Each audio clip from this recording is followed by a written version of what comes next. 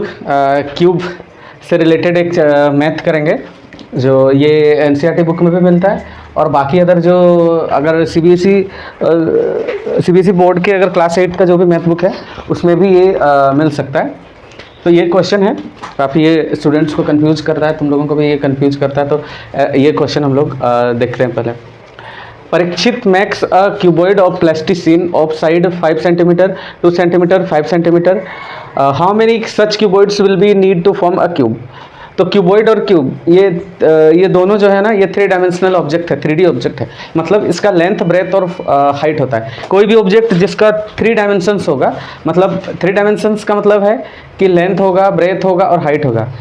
Cube और cuboid जो है ये दोनों 3D ऑब्जेक्ट है, 3D फिगर है, क्योंकि इसका 3 डायमेंशंस होता है, लेंथ ब्रेथ और हाइट। तो एक क्यूबॉइड जो प्लास्टिसिन का है, प्लास्टिसिन से बना है, वो 5 सेंटीमीटर 2 सेंटीमीटर और 5 सेंटीमीटर, ये उसका लेंथ ब्रेथ और हाइट दिया हुआ है। तो इसी डायमेंशंस के कितने और क्यूबॉइड लगेंगे, मतलब कितना और क्यूबॉइड लगेगा यही लेंथ ब्रेथ और हाइट का, जिसको मिला के एक क्यूब बनाया जा सके। ठीक है, तो हमको नंबर ऑफ क्यूबॉइड्स निकालना है। तो जब भी इस टाइप का क्वेश्चन रहेगा तो सबसे पहले क्या करना है, डायमेंशंस सॉल्यूशंस स्टार्ट करेंगे।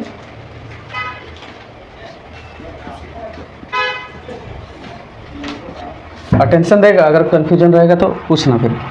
तो सॉल्यूशन लिखना है पहले, फिर जो डायमेंशंस होगा, डायमेंशंस ऑफ क्यूबॉइड आर करके 5 सेंटीमीटर 2 सेंटीमीटर एंड 5 सेंटीमीटर। अब ये जो डायमेंशन दिया होगा, ये फर्स्ट स्टेप में क्या करना है, जो भी डायमेंशन दिया रहेगा उसका एलसीएम निकालना है।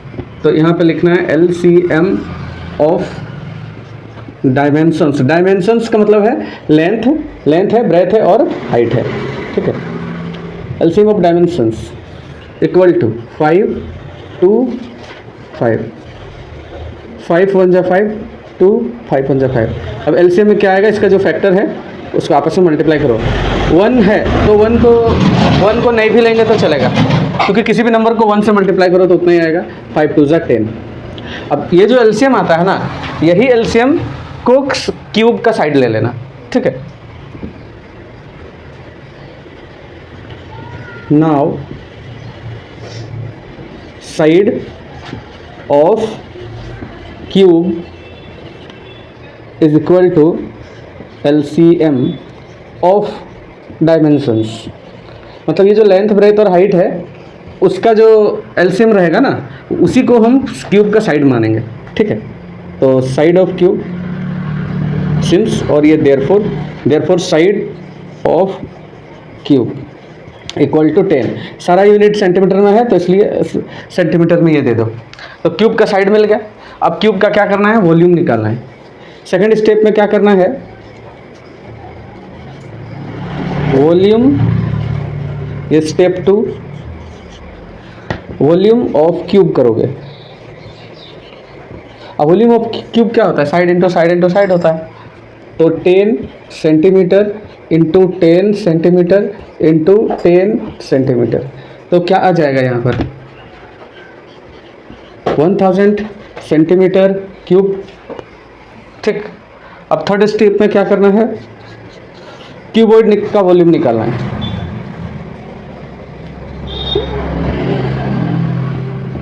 वॉल्यूम ऑफ क्यूबॉइड का फॉर्मूला क्या होता है, length into breadth into height. तो 5 centimetre into 2 centimetre into 5 centimetre, तो 5 2 जा 10, 10 5 जा 50 सेंटीमीटर क्यूब। ये थर्ड स्टेप था। और लास्ट में फोर्थ स्टेप में क्या करना है, ये पहला स्टेप था, इसको लिखते हैं स्टेप 1, इसको लिखते हैं स्टेप 2, इसको लिखते हैं स्टेप 3, इसको लिखते हैं स्टेप 4। तो स्टेप 4 में क्या करना है, नंबर ऑफ क्यूबॉइड रिक्वायर मतलब जो जरूरी है क्यूब बनाने के लिए, जितना तो क्यूबॉइड जरूरी है उसके लिए क्या करोगे, number of cuboid equal to number of cuboid required करके, ये जो वॉल्यूम होगा, किसका वॉल्यूम सबसे बड़ा है, क्यूब का। वॉल्यूम का शॉर्ट फॉर्म VOL, यहाँ पे N of cube by volume of cuboid equal to कितना है 1000 सेंटीमीटर क्यूब और यहाँ पे आया है 50 सेंटीमीटर क्यूब। ये सेंटीमीटर क्यूब कट गया, 50 2 100 0, तो कितना आ गया 20 आ गया, है ना।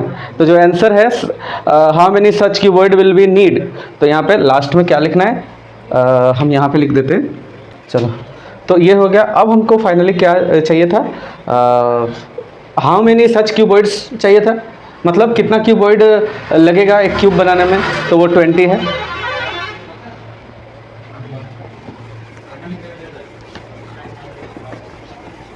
मिटा दिए, मिटाना नहीं था। Therefore number of cuboids need करके ये जो आया है 20, तो ये आंसर रहेगा।